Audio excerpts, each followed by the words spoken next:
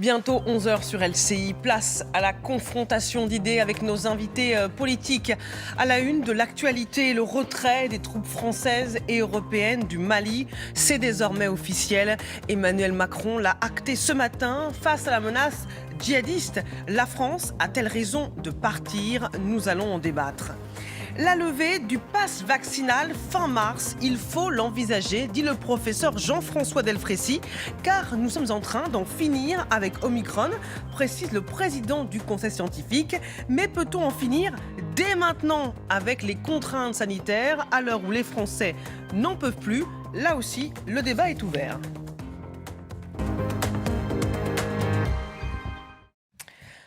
Place au débat politique du 11h avec nos invités. Valérie Gomez-Bassac, bonjour. Députée du Var, porte-parole du groupe La République En Marche à l'Assemblée. Alexandre Nicolic, bonjour. Président des Jeunes avec Marine et président du groupe RN au Conseil régional du Centre Val-de-Loire. Manon Aubry, bonjour. Députée européenne La France Insoumise. Et Yann Brossa, bonjour. Bonjour. Porte-parole du Parti communiste et directeur de campagne de Fabien Roussel. La France tourne la page de l'opération Barkhane au Mali. Emmanuel Macron a officialisé ce matin le retrait des troupes françaises et européennes dans un contexte très compliqué. L'arrivée de la junte militaire au pouvoir qui ne veut plus de la France, ce rejet anti-français et malheureusement le retour en force des djihadistes, la fin de 9 ans d'intervention militaire qui ont coûté la vie à une soixantaine de soldats français.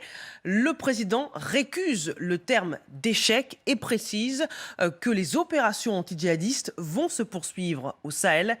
Écoutez-le. Nous nous sommes rejoints sur une évidence.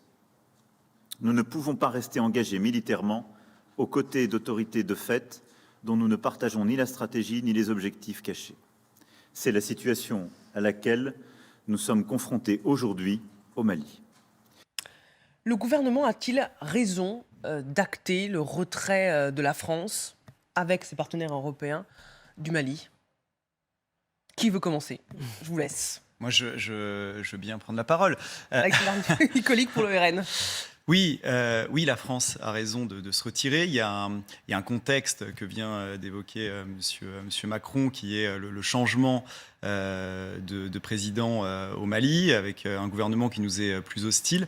Mais globalement, il y a une hostilité plus importante de la population, parce qu'il y a toujours, à terme, une hostilité quand on reste sur un territoire. Moi, je veux juste dire que même la colonisation, à l'époque, contrairement à ce que certains peuvent dire, on perdait de l'argent, mais c'est évidemment mal perçu parce que on occupe un pays, on veut imposer ses valeurs, et à terme, c'est toujours mal vu par les populations, même si c'était, pour certains à l'époque, et c'était la gauche qui le voulait, fait pour des choses positives. Et là, c'est exactement pareil. On intervient, on intervient pour stopper les djihadistes, on peut aider un allié momentanément, mais y rester, c'est toujours vu comme une forme d'occupation, et à un moment, il faut savoir partir, il faut, à partir du moment où on a remporté cette bataille, il faut se retirer, il faut laisser aux Africains se faire leur propre histoire. Moi, je suis toujours gêné quand j'entends des gens qui disent il faut qu'on y investisse beaucoup de milliards, qu'on les aide, ou qu'on veut les accueillir.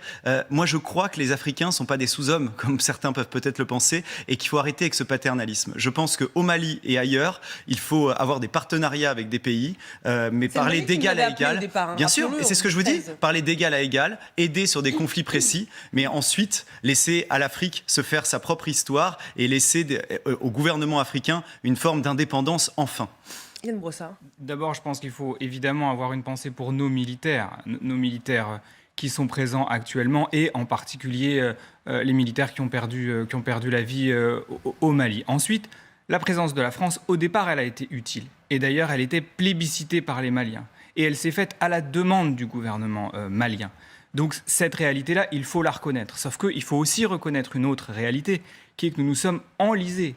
Et que la décomposition de l'État malien s'est poursuivie. Et que la France n'a rien fait d'utile qui permette au Mali de retrouver une forme de souveraineté, ce qui fait que les djihadistes sont aujourd'hui extrêmement présents. Mais je pense surtout qu'on doit réfléchir de manière plus globale à nos relations avec l'Afrique. Le monde a changé, l'Afrique a changé, et la France-Afrique en réalité continue.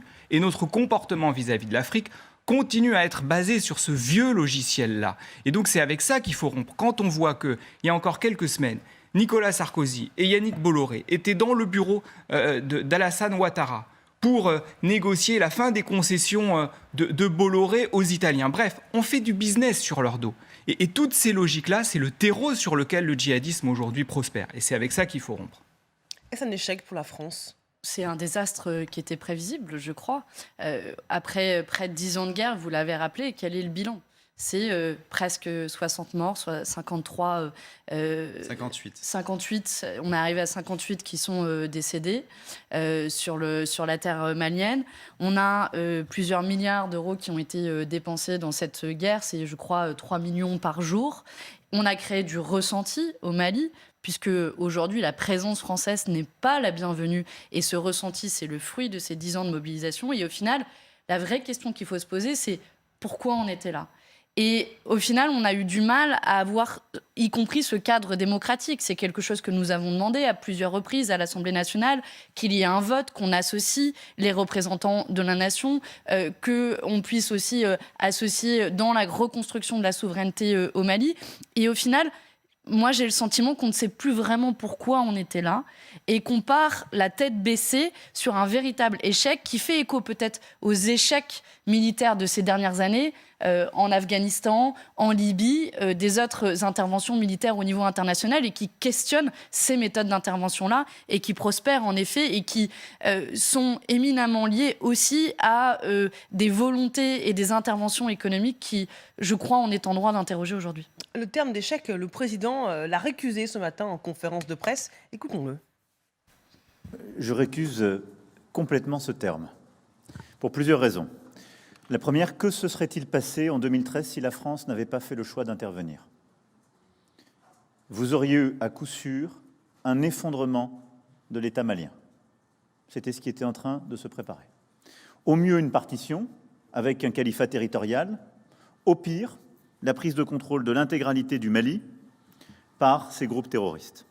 Je récuse le terme d'échec. Est-ce un déni de réalité ? Non, je pense qu'il fallait, au moment où l'intervention a eu lieu, et durant toutes ces années, c'était vraiment nécessaire. Il ne faut pas oublier que nos ennemis sont Al-Qaïda et Daesh, et qu'il fallait absolument aider ces États, et surtout nous protéger, nous également, des effets du terrorisme. Les ennemis qui sont toujours là, hein. Par contre, il faut continuer, c'est-à-dire que, en effet, pour l'instant, il ne faut pas légitimer des autorités de fait. Donc, il faut absolument. Il y avait eu des engagements de pris sur des élections éventuelles présidentielles et législatives, ce qui n'a pas été le cas. Aujourd'hui, il faut se retirer. Il faut aider les pays voisins. Hein. Il n'y a pas un retrait complet de toute la zone non plus.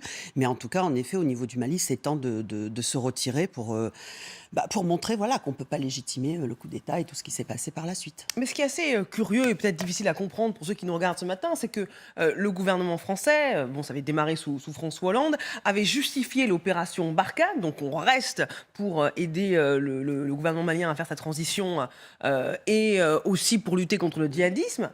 Et maintenant, alors que la situation est encore plus compliquée qu'il y a quelques années, on nous dit non, finalement on part, on laisse les Maliens se débrouiller tout seuls. Parce que les engagements de l'autre côté n'ont pas été respectés. Comme vous l'avez dit, il y avait une période de transition et la transition n'a pas eu lieu.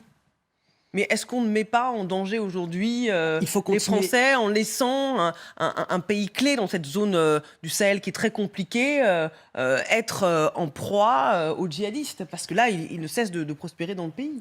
C'est un risque, c'est certain. Mais encore une fois, on ne peut pas non plus cautionner les autorités en place. Donc il faut absolument continuer à travailler avec les pays voisins pour continuer notre lutte contre le terrorisme. Ce n'est pas un abandon. C'est vraiment se renforcer en disant les conditions n'ont pas été remplies. Aujourd'hui, il faut agir, mais il faut agir différemment et surtout aider encore une fois les populations voisines et puis continuer aussi à aider au niveau humanitaire et autres le Mali, mais pas en tout cas au niveau de l'armée. Mais il y a un mouvement de fond en fait. L'islamisme qui prospère à la fois en Europe de l'Ouest, mais dans beaucoup de territoires en Afrique, c'est un mouvement, un retour aux sources pour beaucoup de populations. Donc, je parlais tout à l'heure de colonisation, une re-radicalisation sur des valeurs islamiques qui dictent le quotidien et qui deviennent majoritaires dans beaucoup de pays. Je rappelle que dans les années 90, la seule élection démocratique en Algérie est remportée par les islamistes. L'élection démocratique en Égypte est remportée par les islamistes. Si vous aviez eu une élection en Syrie, elle aurait été remportée par les islamistes. Il y a aujourd'hui des pays et avec qui, par contre, on a des partenariats, je pense au Qatar notamment, qui aident et qui font en sorte aussi que cette idéologie prospère dans ces pays-là. Et ça touche le Nigeria du Nord, ça touche une partie de la Centrafrique, ça touche, je veux dire, énormément de territoires. Et ce mouvement de fond, on peut peut-être l'éviter provisoirement au Mali, mais c'est très compliqué. Il va falloir que on essaie de voir avec le Qatar, avec des pays qui financent, comment on peut empêcher ce mouvement et comment on peut, avec nos alliés européens, prendre conscience du danger qui, je le dis, va nous toucher à terme. Parce Après que le départ de Mali, vous voulez compter sur le Qatar pour lutter contre le bien sûr, je pense qu'il y a des soutiens de djihadistes, des mouvements djihadistes de pays comme le Qatar notamment. oui, donc on ne peut pas compter sur eux alors. Non, je dis qu'il va falloir faire en sorte de mettre la pression parce qu'aujourd'hui... Non, mais bien sûr, ce que je veux dire, c'est qu'aujourd'hui, on est alliés avec des pays qui font en sorte que l'islamisme prospère dans de plus en plus de pays. Et en fait, on n'arrive pas à stopper ça parce que, en plus, si on parle juste du cas du Mali, vous avez ce problème, évidemment, avec une radicalisation de certaines populations. Et donc, vous pouvez essayer d'éliminer un ennemi provisoire, mais il y a une recrudescence permanente parce que ça devient majoritaire dans certaines parties de population. Et vous rajoutez à ça des conflits tribaux, en fait, ça ne s'arrêtera pas. En fait. Et donc, on peut rester 10 ans, 15 ans, C'est pour ça que je vous demande si on a bien fait de partir. Ça ne changerait rien. Et aujourd'hui, je pense qu'il faut que, comme je le disais tout à l'heure, il va falloir que les Africains arrivent aussi à déterminer leur futur sans qu'on influence systématiquement tout ce qui doit être bien ou mal. Et oui, il y a un ennemi avec l'islamisme, mais je pense surtout qu'il va falloir le gérer globalement ici déjà et qu'on combatte ceux qui le financent de manière beaucoup plus large et qui font qu'ils prospèrent. Je voyais réagir Yann Brossa et Manon Aubry ensuite. Non, je pense que, d'abord, est-ce que c'est un échec? Évidemment que c'est un échec. Ça ne veut pas dire que ce n'était pas utile d'intervenir au départ, mais force est de constater qu'on s'est enlisé. Et on a quand même le droit, à la lumière de cet échec, d'essayer de l'analyser et de comprendre les raisons pour lesquelles on s'est enlisé. Moi, ma conviction, c'est évidemment que l'islamisme, il doit être combattu de manière extrêmement ferme. Mais comment est-ce qu'on combat l'islamisme? Là-bas, comme ici d'ailleurs, de manière efficace, par des mesures sécuritaires. Là-bas, par le déploiement de nos militaires, bien sûr, mais pas uniquement. On doit aussi le combattre politiquement. Parce que si les gens allaient mieux, là-bas comme ici d'ailleurs, ils ne se tourneraient pas vers ces idéologies mortifères. Et donc notre échec, c'est de ne pas avoir été capable, au Mali, de mener des politiques de co-développement efficaces qui fassent que les gens sortent la tête de haut, qu'ils aient un peu d'espoir, qu'ils aient du service public, qu'ils aient leurs droits fondamentaux qui soient garantis. C'est ça le sujet qu'on doit aujourd'hui poser. Bien sûr qu'il faut des combats militaires, bien sûr qu'il faut éradiquer les djihadistes, mais il faut aussi donner aux populations l'espoir d'autre chose que ces idéologies qui effectivement sont monstrueuses.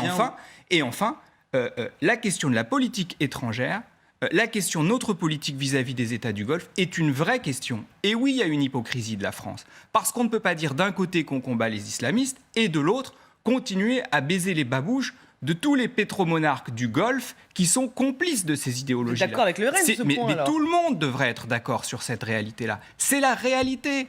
Parce que ce sont eux qui ont répandu ces idéologies dégueulasses qui finissent par rentrer dans la tête de nos mômes dans nos quartiers. Donc oui, c'est un vrai sujet. Et on doit arrêter cette complicité avec ces États du Golfe, bien sûr. Mais d'ailleurs, beaucoup de gens à gauche le disent aussi. Et le gouvernement ferait bien de nous écouter. Non, je répondais juste parce que vous parliez de co-développement. Je veux juste évoquer qu'il n'y a pas c'est pas qu'un problème financier, en fait, parce que justement, vous parliez dans la péninsule arabique de ceux qui peuvent être islamistes. Oui, je pense qu'un émir aujourd'hui saoudien ou qatarien n'a pas de problème financier. Donc, c'est pas qu'une question de pauvreté. C'est vraiment une question de retour aux sources identitaires avec un sentiment de mouvements qui prospèrent, mais partout, que ce soit sur tous les continents, en Indonésie, enfin absolument partout, qui est aidé par des pays effectivement du Golfe. Mais il va falloir se poser vraiment une vraie question sur comment on va limiter ça, mais surtout, moi je vais penser aux Français et à la France, comment on va faire en sorte pour stopper ça, pour stopper ce mouvement, parce que derrière l'islamisme, je veux juste qu'on mette des mots en fait. L'islamisme, c'est quoi ? C'est pas que les vêtements vêtements ou la manière dont on va manger, c'est couper la main, couper la main des voleurs, lapider les femmes adultères, condamner à mort les homosexuels. C'est ça aujourd'hui l'islamisme qui est appliqué de manière légale en Mauritanie, un des alliés par contre qu'on peut avoir aussi qui est dans la région. C'est l'apostasie condamnée en Algérie ou l'homosexualité. C'est presque le cas dans presque tous les pays musulmans excepté la Turquie, et c'est en train de changer avec Erdogan. Donc il y a un vrai mouvement de fond, et il faut comprendre que notre pays va être touché si on ne combat pas cet ennemi idéologiquement, et si on ne laisse plus rien passer, et si on arrête d'avoir surtout des gens qui, comme la France insoumise, accusent d'islamophobie et qui accusent en racisme quand on remet en cause une idéologie. Parce qu'en aucun cas, critiquer une idéologie, s'y opposer et empêcher qu'elle prospère et que ce sacré détermine tout ce qui est bien ou mal, doit Manon Aubry va vous répondre. Ça doit toujours pouvoir être critiqué. Non, mais je réponds à ça parce que quand je vois des élus de la France insoumise manifester, par exemple, sur des manifestations contre l'islamophobie ou qui disent que c'est du racisme aujourd'hui. Vous n'avez pas manifesté contre l'islamophobie ? Pour interdire l'islamophobie ? Je vous laisse finir, je vais répondre, si vous me Manon le permettez, d'une confusion que vous entretenez régulièrement à dessein, de confondre les musulmans et les djihadistes, celles et ceux ça n'a pas de rapport, j'ai parlé d'islamophobie. Celles et ceux qui s'attaquent... vous ne répondez pas à la question. Vous êtes pour le délit de blasphème ou pas ? Vous pouvez me laisser parler ou sinon je m'en vais du plateau. Non, Manon Aubry, bon, c'est un débat, on peut s'interrompre, mais je vous laisse. Donc, si vous me permettez, je pense que vous faites une confusion à dessein, où vous voulez entretenir la confusion autour de toutes celles et tous ceux qui seraient aujourd'hui des musulmans dans ce pays, que du matin au soir, vous ciblez et serez les responsables d'à peu près tous les maux de notre pays. Eh bien, celles et ceux qui sont musulmans seraient aussi responsables du djihadisme. Et moi, j'ai à cœur de faire la différence. Et que oui, c'est une chose, d'un côté, de dénoncer à chaque fois que vous ciblez les musulmans qui seraient responsables de tous les maux de notre pays, et nous serons là pour défendre les musulmans. Maintenant, c'est une question différente de celle du Mali, où il y a des djihadistes qui prospèrent sur la misère de ce pays, des djihadistes qui prospèrent aujourd'hui sur l'échec politique de la réorganisation et de la souveraineté finalement du Mali, et qui prospère aujourd'hui aussi sur l'échec de notre opération militaire, puisque la France a voulu, en 20 ans de guerre, penser qu'elle était encore en France-Afrique et allait faire la loi au Mali, et manifestement, elle s'est rendue compte que ce n'était pas si facile que ça, et que la France, toute seule, avec ces quelques milliers d'hommes qu'elle envoyait à la baston, elle ne pouvait pas régler l'ensemble des questions sur notre continent. 65% des lycéens musulmans français dans ce pays. On sort un peu du sujet là. Là, vous comprenez tout. Je comprends pas tout parce qu'on est en train. Vous instrumentalisez une situation au Mali. Mais pas du tout. Je suis en train d'expliquer que c'est un mouvement. Vous instrumentalisez. Non, vous instrumentalisez une situation. Je vous ai posée. Je vois bien. Mais là, on sort un peu du thème. Vous pointez du doigt l'ensemble des musulmans de notre pays. Voilà ce que vous faites du matin au soir. Voilà ce que vous faites du matin au soir. Et d'ailleurs, vous alliez au Parlement européen. Hier, un de vos alliés est sorti du Parlement européen en faisant un salut nazi. C'est un député européen. Non, voilà aujourd'hui de quoi est le nom l'extrême droite sur notre continent. Allez, donc oui, on passe à aujourd'hui, un autre votre thème. idéologie, elle est dangereuse. Allez-y, rapidement avant qu'on passe au pass Parce que nous vaccinal. sommes sur une situation qui est quand même délicate, où il faut faire attention aux mots qu'on emploie. Ce type de dérapage dans le débat me semble indigne, parce qu'on est là quand même pour dénoncer le terrorisme avant tout. Il y a des décisions politiques qui doivent être prises, qui sont prises avec mesure, qui doivent être prises aussi en équilibre. Il faut continuer les liens diplomatiques avec les différents États.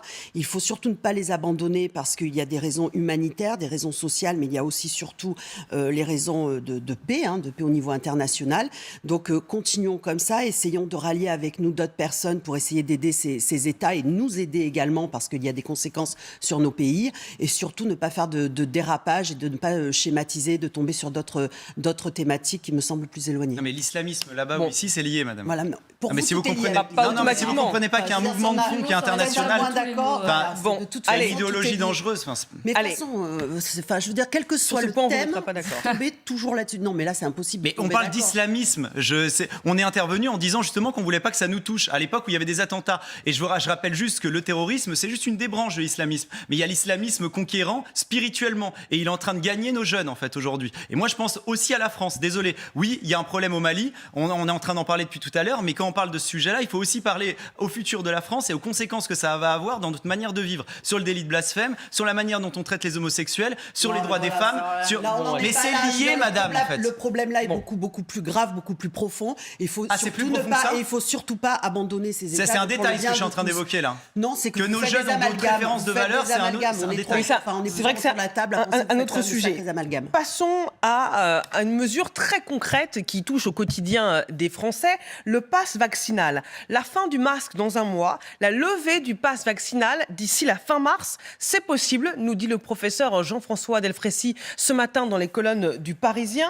Lever le pass vaccinal fin mars me paraît envisageable car nous sommes en train d'en finir avec Omicron, précise le président du Conseil scientifique. Et écoutez ce que dit le professeur Imad Kanso ce matin. Donc les indicateurs, et la plupart, vont dans ce sens-là. Ils semblent montrer en fait qu'on passe à une étape où le virus commence à se stabiliser, à devenir peut-être comme les cousins coronavirus, un virus qui viendrait, attention, je ne m'avance pas trop parce qu'il nous a réservé bien des mauvaises surprises, mais qui semblerait évoluer dans ce sens-là avec des rebonds peut-être épidémiques saisonniers ou pas, mais qu'il faudra donc bien surveiller pour se préparer pour les suites. Bon, alors on est passé d'une crise aiguë à une épidémie chronique, nous dit le professeur Delfrécy. Est-ce qu'il n'est pas temps, et c'est ce que souhaite une majorité de Français, de lever le pass vaccinal dès maintenant ? Non mais oui, sans doute, et pour une fois qu'on les entend annoncer des bonnes nouvelles, c'est vrai que ça fait plaisir. Enfin, pour une fois, c'est pas tout à fait vrai. Parce qu'on nous a déjà expliqué à 3, 4, 5 reprises que l'épidémie était derrière nous. Donc si on peut lever le pass sanitaire, tant mieux. Nous, avec Fabien Roussel, nous n'étions pas favorables de toute façon au pass sanitaire. Favorables au vaccin, mais pas favorables au pass sanitaire. Donc s'ils peuvent le lever, tant mieux. Mais surtout, moi ce qui m'intéresse, c'est quelle garantie on a de ne pas avoir la même affaire dans quelques mois ou dans quelques semaines. Parce qu'on nous a déjà raconté tellement de fois qu'on en avait fini avec cette épidémie. Et pour ça, on a besoin de tirer des conséquences concrètes de ce qu'on a vécu. Combien de lits d'hôpitaux on va rouvrir ? Combien de lits de réanimation on va ouvrir ? Je vous rappelle quand même que ce gouvernement avait réussi la performance de supprimer 5700 lits d'hôpitaux en 2020 en pleine pandémie. Donc quelles sont concrètement les leçons que nous tirons de ce qu'on a collectivement vécu, de ce sentiment d'humiliation nationale qu'on a tous ressenti. On est un grand pays, on est la 6e puissance économique du monde et on s'est retrouvé à devoir reporter des opérations pour laisser de la place à des malades du Covid. Et je pense que ça doit être l'une des grandes questions de la campagne présidentielle. Comment est-ce qu'on recrée un système de santé qui tient la route ? On a été capable, en France, d'inventer la sécurité sociale au lendemain de la Seconde Guerre mondiale dans un pays qui était ruiné. Et on s'est retrouvé misérable pendant cette épidémie de Covid, malgré l'engagement formidable de nos soignants. Donc comment est-ce qu'on sort de ça ? Je pense que ça doit être la grande question qu'on se pose dans les semaines à venir. Le pass vaccinal ? C'est vrai que c'est un peu l'énième épisode de Jacques a dit mets ton masque, mets pas ton masque, t'as le droit de consommer debout puis assis et puis les bars ferment et puis en fait on peut réenlever son masque au cinéma et c'est vrai qu'on a un peu le sentiment que toute la bataille qui a été faite autour du pass vaccinal était finalement inutile puisque ça n'a pas permis de vacciner davantage de personnes. En revanche, c'est une restriction des libertés inédite.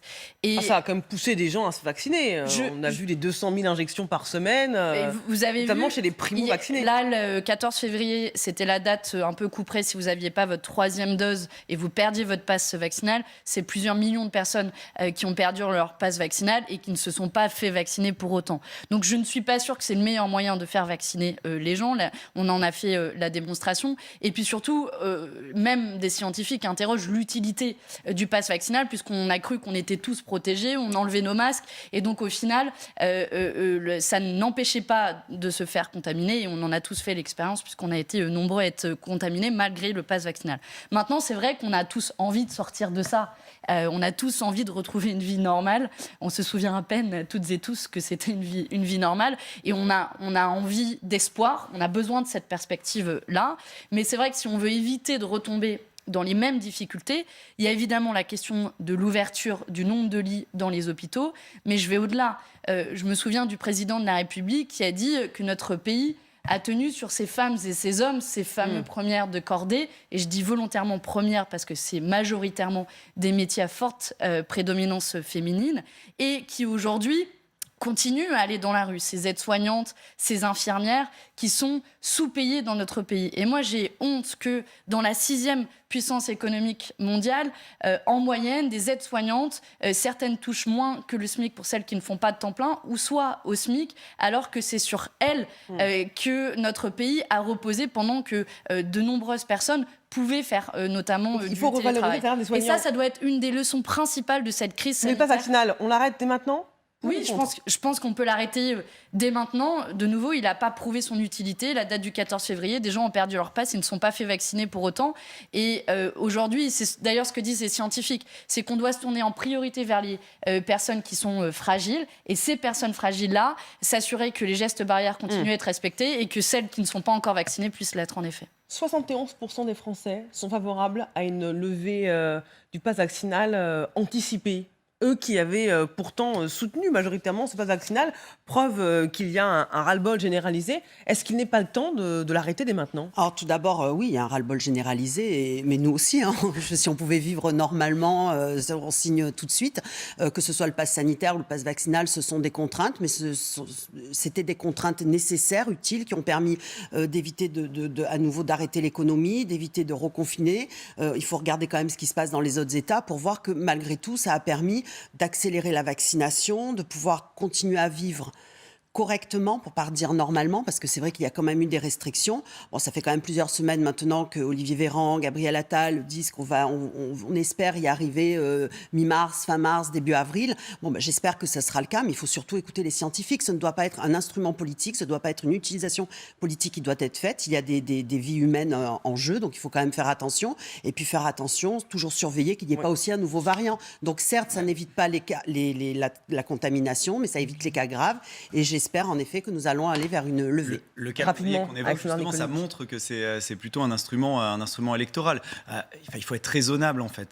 Le vaccin, au début, on a pensé que ça empêchait la transmission. Donc, il y avait une certaine logique à essayer de vacciner l'essentiel de la population.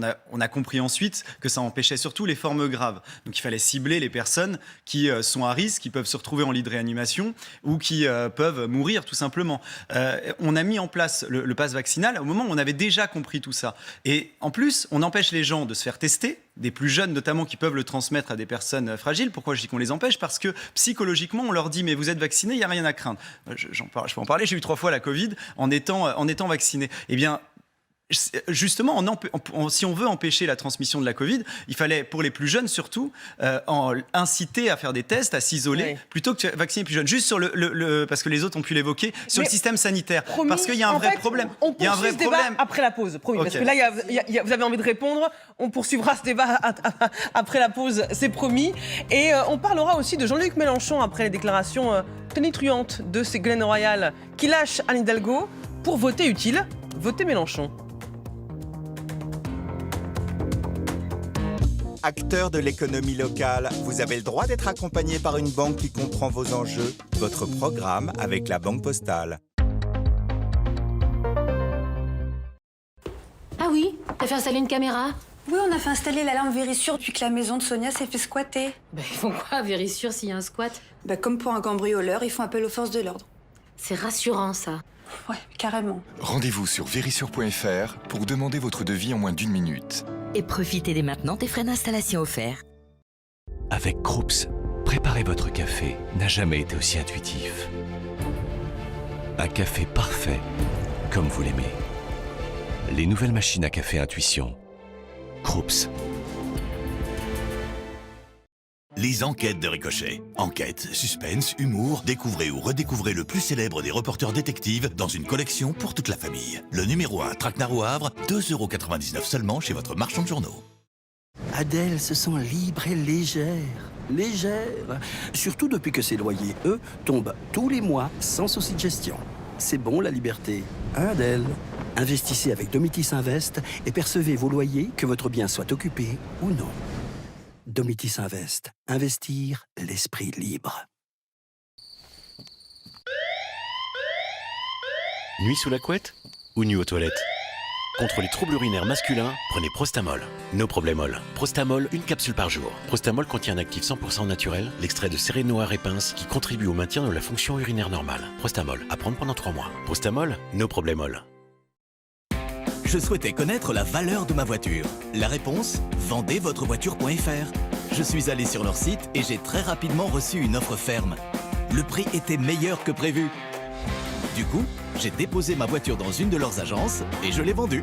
Recevez votre offre maintenant sur vendezvotrevoiture.fr.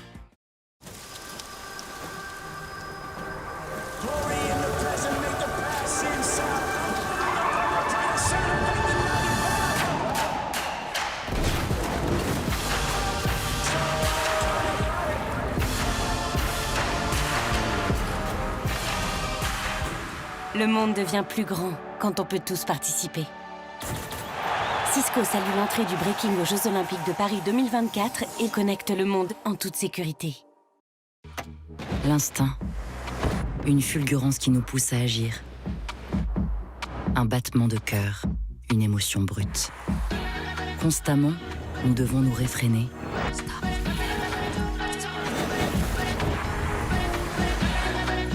Mais rien ne nous amène plus loin que notre voix intérieure.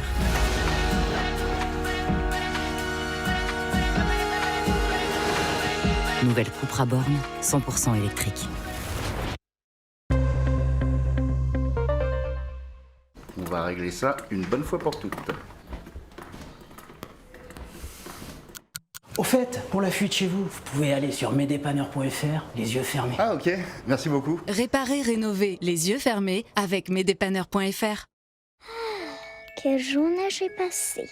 D'abord, j'ai réservé un superbe hôtel qui accepte que Rocky reste avec nous.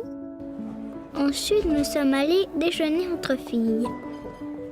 Ensuite, j'ai aidé maman à trouver le plus cool des sacs vintage. Et toi, ta journée, c'était comment ?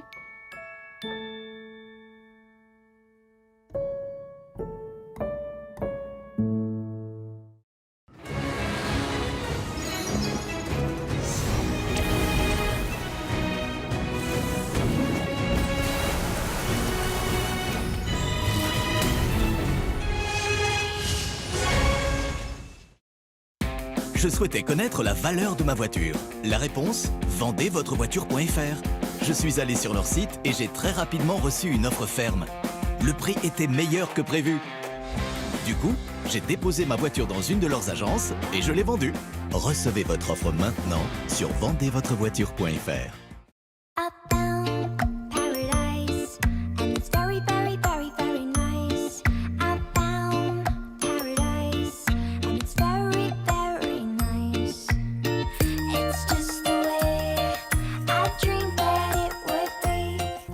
Cuir Center, bien plus qu'un canapé. La nouvelle collection de canapés lits est à prix exceptionnel chez Cuir Center. Profitez-en dès maintenant.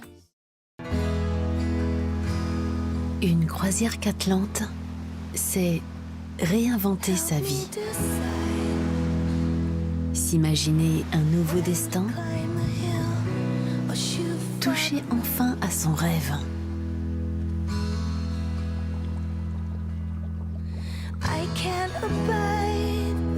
Vivez votre rêve sur catlante.com ou au 01 55 20 90 90. Julia, t'as une alarme chez toi? Oui, on a pris Vérissure. Ah ouais? Et alors c'est comment? Super rassurant et facile à utiliser. On l'active tout le temps, même la nuit. Ah ouais, c'est super ça.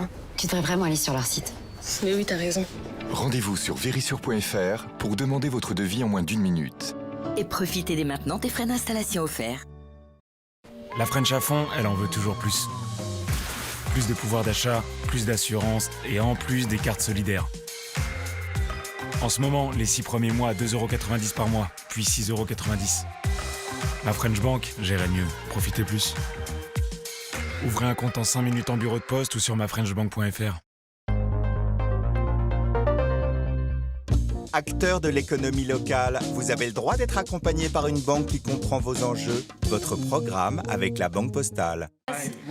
Le débat politique se poursuit hors antenne et maintenant nous sommes en direct avec nos invités Valérie Gomez-Bassac pour La République En Marche, avec Alexandre Nicolic pour le RN, Yann Brossa pour le Parti communiste et Manon Aubry pour la France Insoumise. Alors, droit de suite et droit de réponse, on parlait il y a quelques instants du pass vaccinal. On rappelle que 71% des Français souhaitent une levée du pass vaccinal anticipé à l'heure où le professeur Delfrécy estime qu'elle pourrait intervenir fin mars. Et on se disait, ça tombe bien, les bonnes nouvelles annoncées au moment où le président s'apprête à entrer officiellement en campagne. Oui, c'est ce que je disais effectivement, c'est que ça coïncide effectivement juste avant l'élection et on a l'impression que c'est en plus que le calendrier sanitaire est plus un calendrier électoral et moi je trouve ça assez malsain. Donc j'évoquais le manque d'utilité du pass vaccinal au moment où il a été mis avec les informations qu'on avait, mais moi je veux surtout remettre en cause toute la politique sanitaire qui a été menée depuis 10 ans, qui avait été pensée par Nicolas Sarkozy avec un plan d'austérité poursuivi par la gauche ensuite et encore poursuivi par La République En Marche, un plan d'austérité qui touche l'hôpital, et le manque de médecins qui aujourd'hui se fait ressentir pour beaucoup de gens, excepté en PACA ou en Ile-de-France. Il faut parfois attendre 6 mois pour avoir un rendez-vous chez un spécialiste, chez un médecin. Et quelle politique on a face à ça? Il y avait un numerus clausus qui a été effectivement levé, mais on ne forme pas plus de médecins dans les universités, on n'a pas créé de places en plus, on ne crée pas de lits supplémentaires, alors que c'était là le vrai fond du problème, parce que quand vous avez 5000 lits de réa, ça fait 50 en moyenne par département. Donc cette crise, elle démontre qu'on n'était pas en mesure d'y faire face. Et donc, s'il y a demain une prochaine crise, on va tout de suite avoir un hôpital de nouveau saturé. Et ensuite, il y a un réseau de médecins qui est bien insuffisant. Donc il va falloir avoir un plan là-dessus, peut-être même aussi avec la télémédecine, voir comment on va pouvoir, en utilisant tous les moyens possibles, permettre aux gens d'avoir ce qui devrait être basique, pouvoir avoir un rendez-vous chez un médecin pour se soigner rapidement et pas comme on le vit aujourd'hui dans beaucoup de zones rurales, mais pas que. Dans le monde de l'hôpital, c'est toute la France qui est concernée et cette crise a mis ça en évidence et j'espère qu'il va y avoir un plan pour ça et pensé par tous les politiques. En tout cas, nous, on l'a et j'espère qu'on pourra le mettre en application dans 2 mois. Je vous remercie.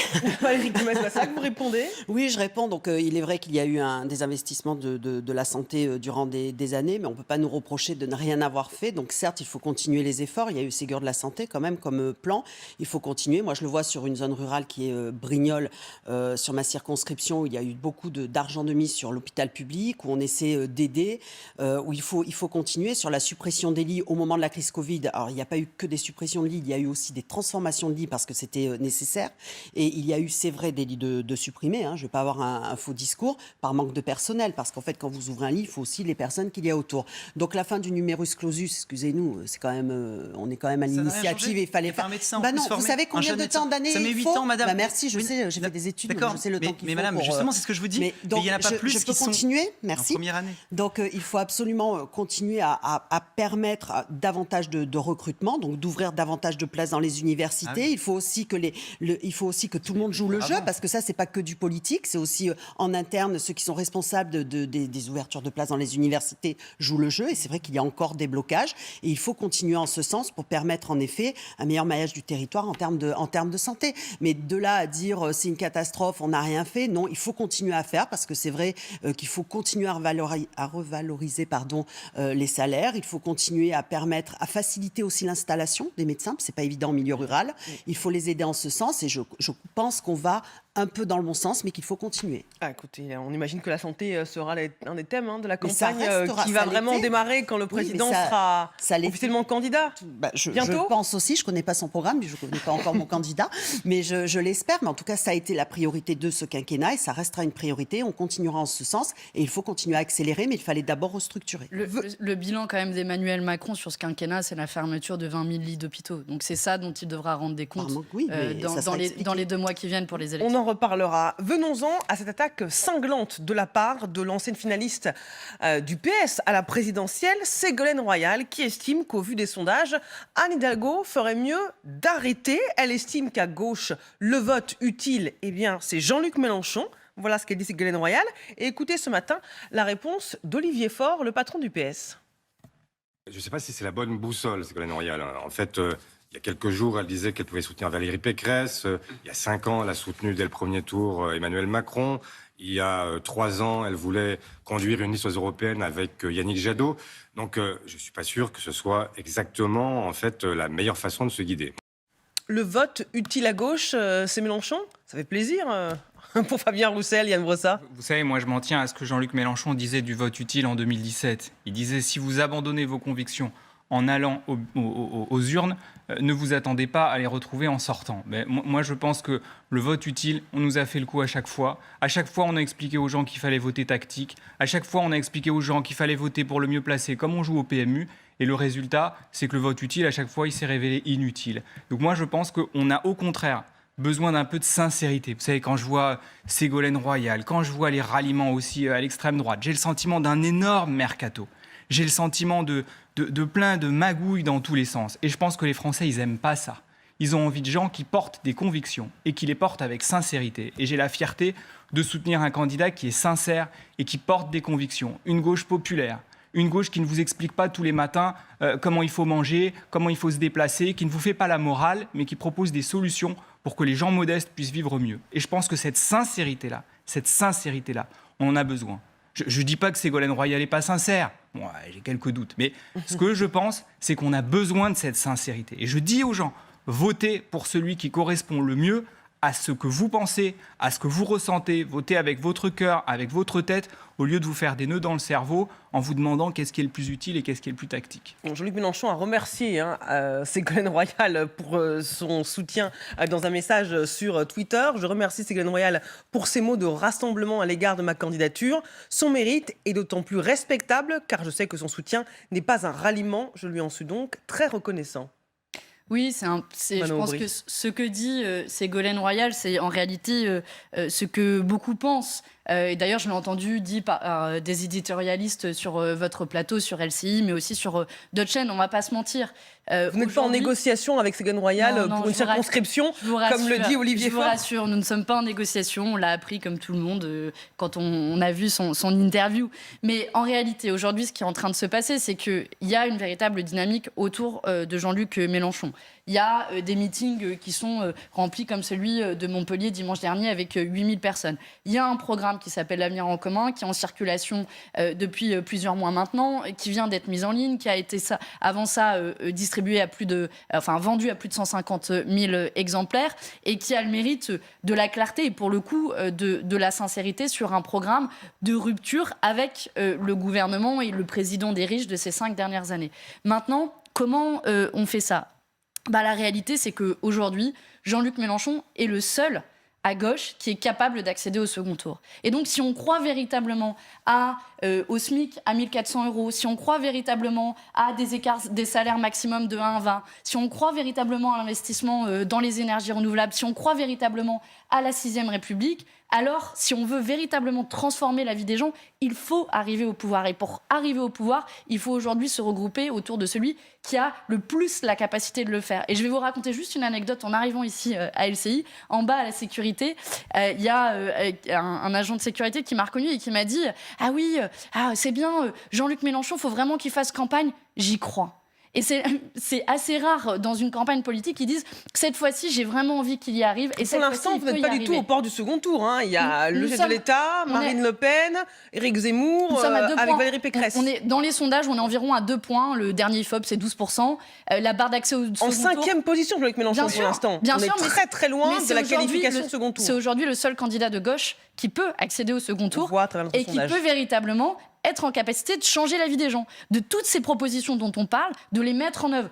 Aujourd'hui, le prix de l'énergie explose, le prix de l'essence explose, le prix des pâtes et du riz explose.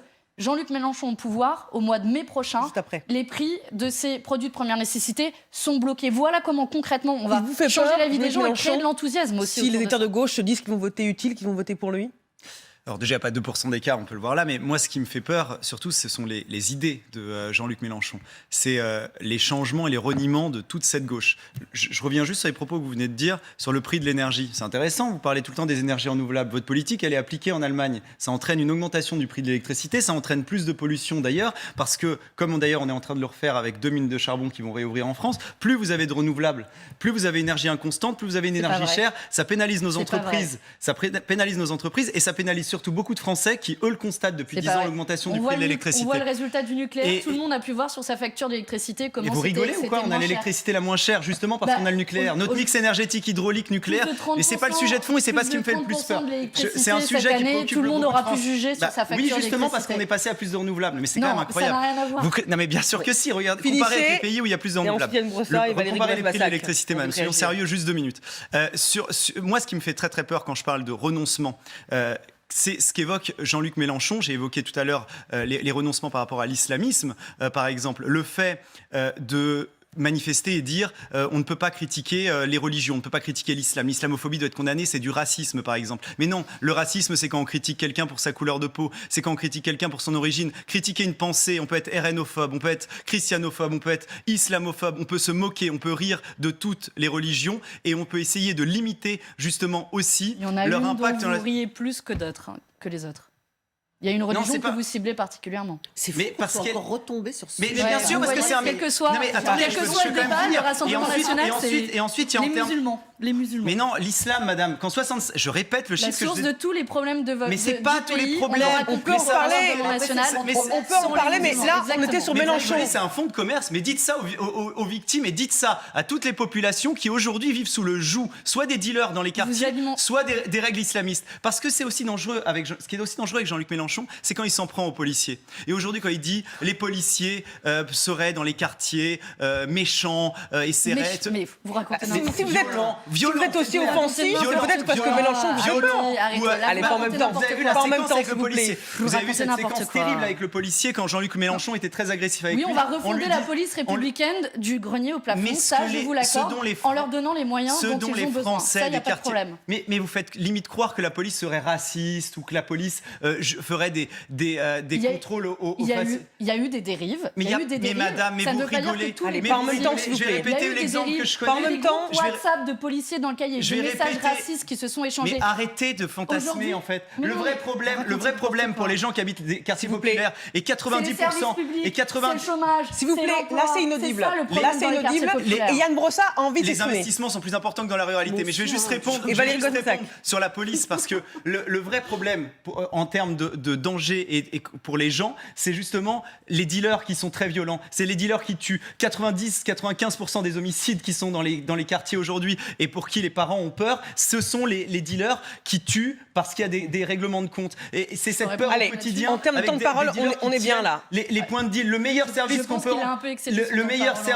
rendre aux populations qui y vivent, c'est d'y ramener la sécurité pour qu'ils puissent vivre normalement en fait. Arrêtez de stigmatiser les policiers. Et je vais juste raconter une anecdote. Non, ça fait trop longtemps. En 2 secondes parce que j'en ai marre qu'on accuse la J'en ai marre qu'on accuse la police. J'en ai marre qu'on accuse les Français d'être racistes.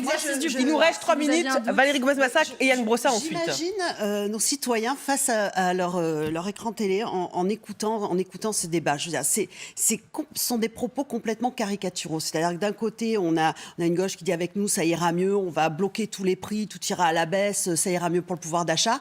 Si c'était aussi facile, d'autres, je ne parle pas que de nous, l'auraient fait avant. Donc il y a des choses sur lesquelles on peut jouer. Sur l'énergie, vous l'avez dit, et c'est vrai que si on peut baisser les prix, c'est avec les énergies renouvelables, avec le nucléaire, etc. Il faut accepter tout ça. Et il y a d'autres méthodes. Mais les impôts, s'il vous plaît, je crois que là, votre temps de parole, vous l'avez largement utilisé.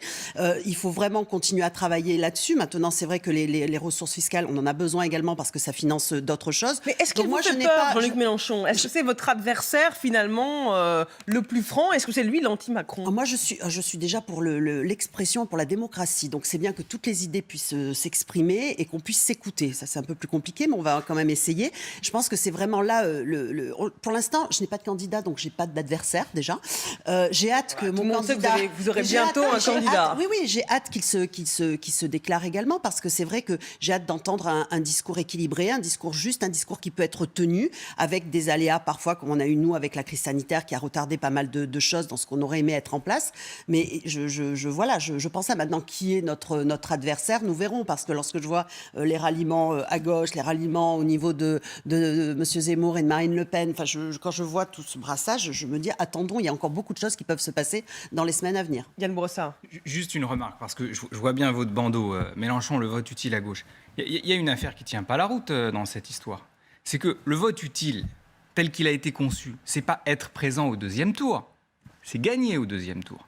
Or, quand vous regardez toutes les enquêtes d'opinion, pour dire que c'est le vote utile, vous vous basez sur les résultats des sondages du premier tour. Mais moi, je regarde à ce moment-là aussi les sondages du deuxième tour. Or, Jean-Luc Mélenchon, quel que soit le candidat qu'il a en face de lui, y compris Marine Le Pen, il est aujourd'hui battu, et battu dans les grandes largeurs. Donc, à force de culpabiliser les électeurs, de leur dire « il faut voter utile », vous les conduisez à faire n'importe quoi. N'importe quoi. Parce que si au final, le scénario, c'est de dire aux électeurs de gauche « allez tous voter pour Jean-Luc Mélenchon », qu'on se retrouve au deuxième tour avec Jean-Luc Mélenchon, Marine Le Pen, et que c'est Marine Le Pen qui est élue, la belle affaire. Qu'est-ce qu'on aura gagné? En quoi ça aura été utile? En quoi est-ce qu'on aura permis concrètement de faire avancer les idées de la gauche? Pas du tout. Et donc je pense qu'il faut arrêter de culpabiliser les électeurs, permettre aux électeurs de voter librement, sincèrement, avec leur cœur et leur tête, et voter en fonction de leurs convictions. C'est pourquoi moi je dis que le vote sincère, le vote pour Fabien Roussel, est beaucoup plus utile au final que ce qu'on nous présente comme le vote utile. Bon orateur, rapide Manon Brie. Pour arriver et pour gagner, il faut d'abord arriver au second tour. Et aujourd'hui, il n'y a aucun scénario qui donne un autre candidat de gauche au-dessus des 10%.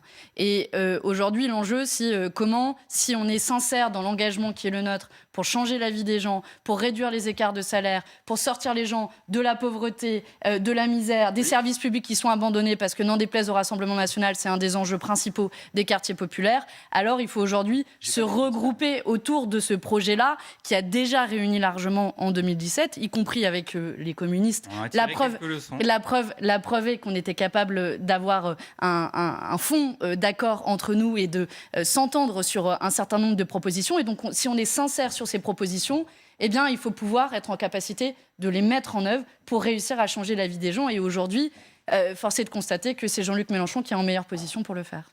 C'est un rendez-vous à ne pas rater ce soir. C'est l'événement à 18h50 sur LCI. Il n'a pas parlé depuis 10 ans. Jérôme Cahuzac, ancien ministre du Budget. Vous rigolez, mais c'est intéressant. Vous n'avez pas payé ses impôts depuis. Il y a plein de questions à lui poser. Jérôme Cahuzac sera donc l'invité de David Pujadas en direct ce soir à 18h50 sur LCI. Et puis à l'heure où la France quitte le Mali, la ministre des Armées, Florence Parly, sera en direct à 20h40 face à Routel Krief. À suivre, LCI Midi.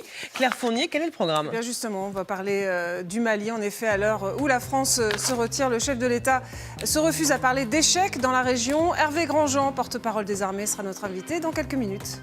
Eh bien, on vous suit attentivement, Claire. Merci à tous pour ce débat qui a été particulièrement animé, certes. Et on se retrouve dès demain à 9h pour le 9-12.